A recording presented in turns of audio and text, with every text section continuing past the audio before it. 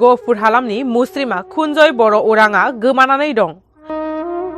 बिसना जिल्लानि सिङाव थानाय हेलेम ओनसोलनि सानमारि खावरि फोथार गामिनि मुस्रि बिराज उरांनि बिसि मुस्रिमा खुनजय बर' उरां मुंनि आइजोआ थांनाय 6 दाननिफ्रायनो गोमानानै दं। न'नि सुबुंफोरा मिथिहोनाय बादिब्ला सम लानानै मेलेमनि जेंना जायो होननानै फोरमायदों। सोरबाफोर बहाबाफोर नुसनबायोब्ला बे जानबुं नङाव खौरां हरनो खावलायदों असे बिदा आरो फंबाया।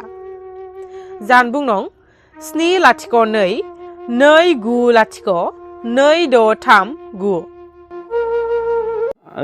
आहा बिनानाव सासे गोमाना दंहैयो गहपुर हेलेमाव हाबा हरदोंमोन।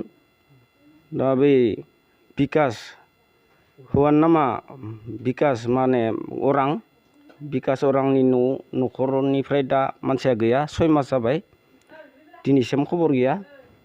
दा बेखौ जुदि सोरबा रायजोफ्रा नुयोब्ला जेनेबा आंनि बे दुखुथिया बिनानाव गोमा जानायनिफ्राय दुखुथियाखौ नायनानै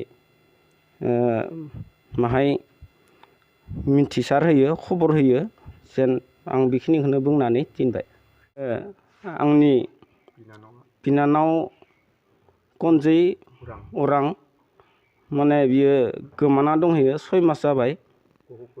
गहपुर हेलेमाव हाबा हरदोंमोन। फिसानि न'निफ्राय गोमादों मानसिया।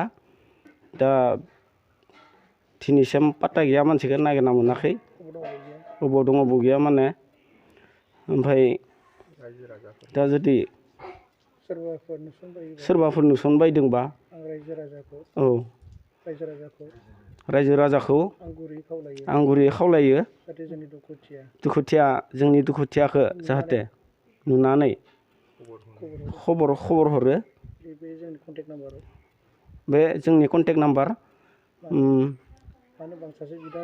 औ आं सासे बिदा जानानै गोबां दुखुआव दङ आङो। दासिमबो खबर मोननो हायाखै जेनेबा दासिमबो।